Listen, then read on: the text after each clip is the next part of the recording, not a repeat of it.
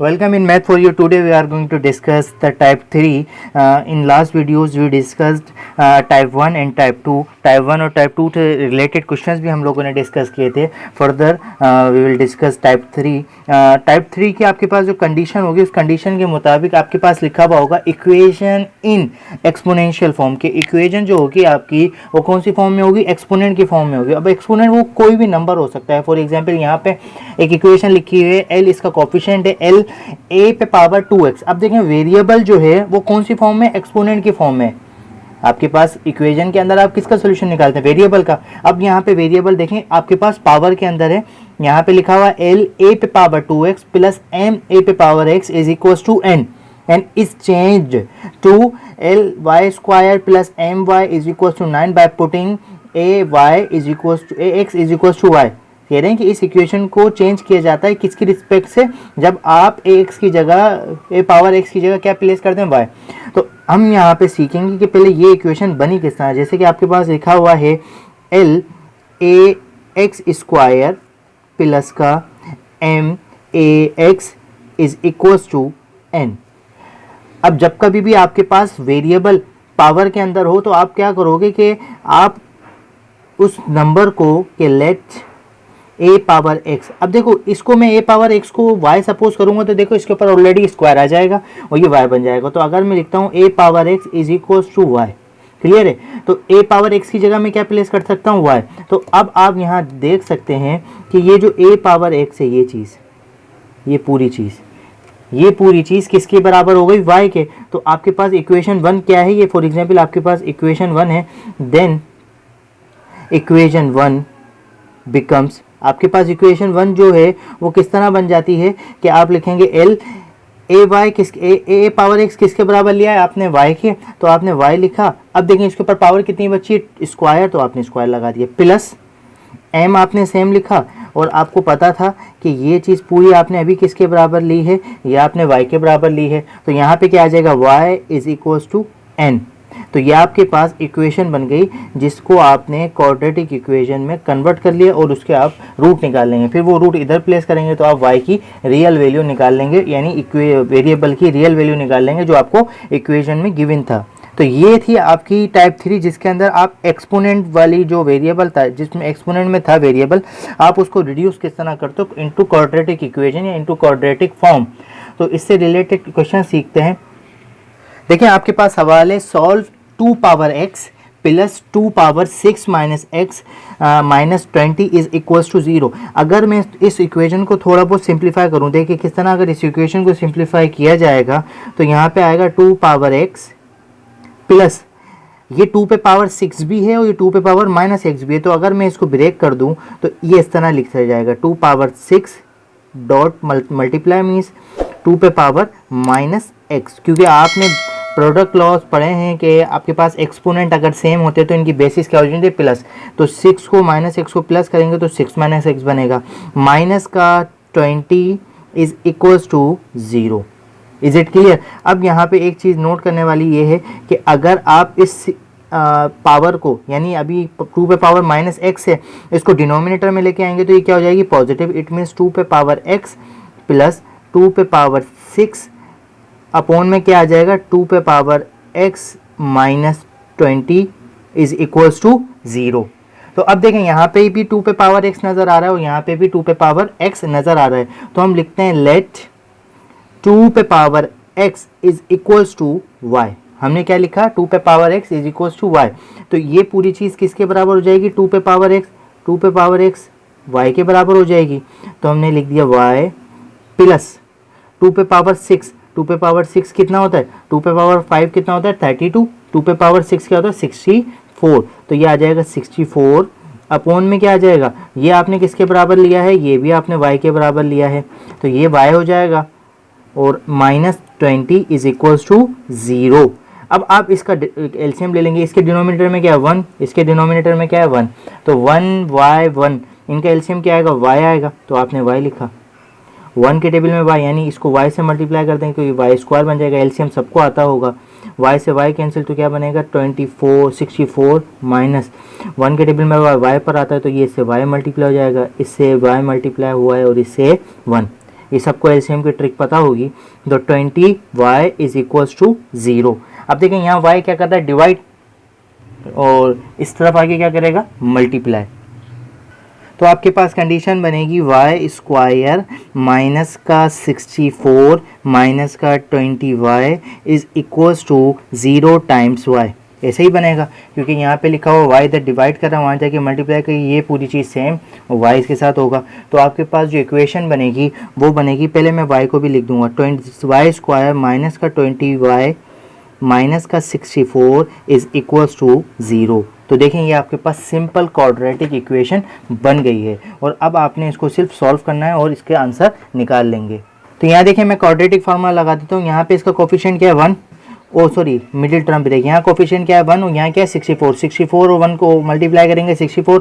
आपने दो नंबर ऐसे सेलेक्ट करने हैं, अगर उनको प्लस किया जाए तो 20 बने और उनको मल्टीप्लाई किया जाए तो 64 बने। तो मैं यहाँ पे मेरे पास नंबर मुझे पता है कि अगर मैं 16 को 4 से मल्टीप्लाई करूँगा 64 बनेगा, और 16 और 4 को प्लस करूँगा तो 20 बनेगा। तो यहाँ पे 20 किसका बनाना है, माइनस का, तो माइनस का 16y माइनस का 4y, और ये देखें ये 20 बन गया, और माइनस का 64 सेम एज इट इज़ आ गया। अब आपके पास 4 टर्म्स हो गए, इसमें से कॉमन ले लें और इसमें से, यहाँ से क्या कॉमन आएगा, यहाँ से y कॉमन आएगा, तो यहाँ बचेगा y माइनस 16, और यहाँ से माइनस और 4 और 64 4 के टेबल में आते हैं, तो माइनस माइनस प्लस 4 बाहर क्या बचा y, यहाँ पे प्लस होगा, ये प्लस है, और माइनस प्लस माइनस 4 के टेबल में 64 का आता है, 16 4 जो 64 इज इक्वल्स टू 0।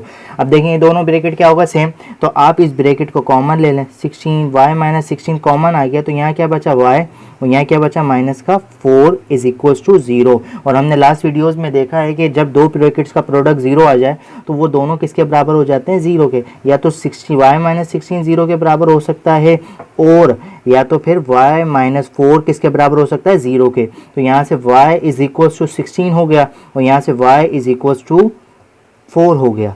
तो ये आपके पास y की वैल्यू निकली है। लेकिन अगर आप नोट करेंगे तो आपके पास जो सवाल था, आपका जो मेन क्वेश्चन था, वो मेन क्वेश्चन के अंदर आपके पास वैल्यू क्या थी, x, और आपने सपोज क्या किया था कि y 2y is equals to, और y इज इक्वल्स टू 2 पे पावर x। तो आप लिखोगे व्हेन, जब आप किसकी वैल्यू ले रहे हो, y इज इक्वल्स टू 16, जब आप y की 16 वैल्यू ले रहे हो तो आपने y किसके बराबर लिया था, 2 पे पावर x, इसके बराबर ही लिया था। तो 16 यहाँ प्लेस करो, 16 इज इक्वल्स टू 2x। अब यहाँ पे देखो, अब यहाँ पे 2 की x की बेस क्या है 2, तो यहाँ पे भी 16 को 2 की पावर में लिखना है। और आप सबको पता है कि अगर 2 को 4 दफ़ा मल्टीप्लाई करते हैं तो 16 बनता है। तो मैं इसको इस तरह लिख देता हूँ, 2 पे पावर 4, क्लियर है, क्योंकि 2 2 जा 4, 4 2 जा 8, 8 2 जा 16, यहाँ पे 4 यहाँ लिखता हूँ, 2 पे पावर 4 इज इक्वल्स टू 2 पे पावर x। और हमने एक्सपोनेंट के अंदर पढ़ा था कि अगर बेसिस क्या हो जाए सेम और उनके बीच में क्या हो इक्वल, तो यहाँ पे लिख देता हूँ मैं। तो ये देखिए यहाँ पे मैंने कंडीशन लिखी है, when basis are same then power will be equal. ये इक्वल जब होंगी जब उनके बीच में क्या होगा, इज इक्वल टू का साइन होगा, बाकी अदरवाइज ऐसा नहीं होगा। तो देखें अभी इनके बीच में इक्वल टू का साइन है, 2 और इधर भी 2 बेस है, इधर भी 2 बेस है, इट मीन्स आप समझे 2 से 2 फॉर एग्जाम्पल कैंसिल हो गया समझने के लिए। तो इनकी क्या बचेगा, इधर बचेगा 4, इधर बचेगा x। तो x की क्या वैल्यू मिल गई आपके पास 4। देखें आपके पास एक रियल वैल्यू मिल गई जो आपको वेरिएबल सवाल के अंदर गिवन था। सेम यही प्रोसेस आप यहाँ कर लें। आप क्या लिखोगे, when y is equals to, अब क्या लोगे, y इज इक्वल्स टू 4। आपने y किसके बराबर सपोज किया था, y सपोज किया था 2 पे पावर x के। अब y की वैल्यू क्या निकली है, 4 इज इक्वल्स टू 2 पे पावर x। अब 4 को 2 की पावर में लिखना है तो क्या आएगा, 2 की power 2 is equals to x, 2 की पावर x। इनकी बेसिस क्या है सेम, पावर क्या हो जाएंगे equal, then x is equals to किसके बराबर हो जाएगा, 2 के। तो आप क्या लिखोगे, solution set is equals to x की क्या वैल्यू मिली है 4 और x की दूसरी वैल्यू क्या मिली है 2। ये था आपका क्वेश्चन जिसके अंदर आपने एक वेरिएबल एक्सपोनेंट के अंदर था, तो वो सीखा कि किस तरह आप उसको क्वाड्रेटिक इक्वेशन में पहले बनाएंगे फिर उसका सोल्यूशन फाइंड करेंगे। तो आपके पास नेक्स्ट क्वेश्चन है। नेक्स्ट क्वेश्चन के अंदर आपके पास कहा गया है कि 2 पे power 2x plus 3 minus 9 times 2 power x plus 1 is equal to 0।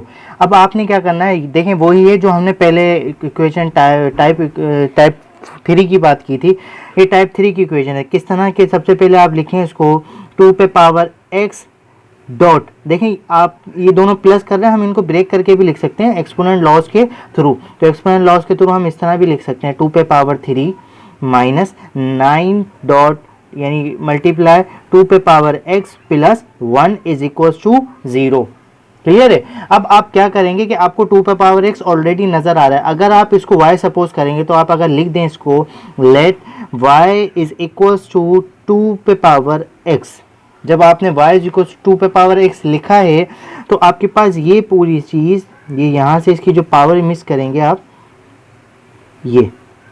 ये दोनों चीजें किसके बराबर हो जाएंगी, y के बराबर हो जाएंगी। तो जब ये y के बराबर हो जाएगी, y पे कितनी पावर आ जाएगी 2, तो y पे पावर 2 पे पावर 3 का मतलब है 2 2 4 4 2 8, तो 8 में स्टार्ट में लिख देता हूँ माइनस 9।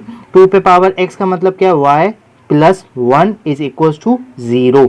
तो देखें अब आपके पास एक क्वाड्रेटिक इक्वेशन बन गई है। क्वाड्रेटिक इक्वेशन का सोल्यूशन आप इजीली निकाल सकते हैं। तो अगर आप इसको by with the help of factorization करेंगे तो मिडिल टर्म ब्रेक किस तरह करेंगे, 8y स्क्वायर, आपको क्या बनाना है, माइनस का 8 बनाना है और माइनस का 9 बनाना है। 8 और 1 को मल्टीप्लाई करते तो 8, तो आप लिख दें यहाँ पे माइनस का 8y माइनस का y प्लस का 1 इज इक्वल टू 0। इन दोनों में क्या कॉमन है, इनमें 8 भी कॉमन है और y भी कॉमन है। 8 बाहर आ गया, y 2 थे आपके पास, एक बाहर, तो y माइनस 1, 8y पूरा कॉमन आ गया, तो आपके पास यहाँ क्या बचेगा 1। यहाँ से देखें कुछ भी कॉमन नहीं है, तो पहले तो माइनस कॉमन है, उसके पास कुछ भी कॉमन नहीं होता तो क्या लेंगे 1, minus into minus plus, y common नहीं है आ जाएगा माइनस प्लस माइनस, y 1 के टेबल में 1 कहाँ था 1 पर, इज इक्वल टू 0। अब ये दो ब्रैकेट आपके क्या होगा सेम, तो y minus 1 and 8y minus 1 is equal to 0। अब आपके पास या तो x माइनस 1 भी 0 के बराबर हो सकता है और 8y माइनस 1 भी किसके बराबर हो सकता है 0 के। तो यहाँ से y की एक वैल्यू निकलेगी 1 और दूसरी वैल्यू आपकी क्या निकलेगी, y इज इक्वल टू, देखें 1 इधर माइनस कर रहा है, पहले तो जाएगा तो प्लस, y टू 8 इसके साथ मल्टीप्लाई कर रहा है, इक्वल टू के बाद क्या करेगा डिवाइड, तो y की आपके पास कितनी वैल्यू निकल गई 2। अब देखें ये वो वैल्यूज हैं जो आपने वेरिएबल सपोज किया था y, आपको किसकी वैल्यू निकालनी है x की, तो आप क्या लिखोगे व्हेन, पहले एक वैल्यू ले लो when y is equal to 1। जब आपने क्या लिया है 1 तो आपने सपोज क्या किया था y इज इक्वल टू 2 पे पावर x सपोज किया था भाई।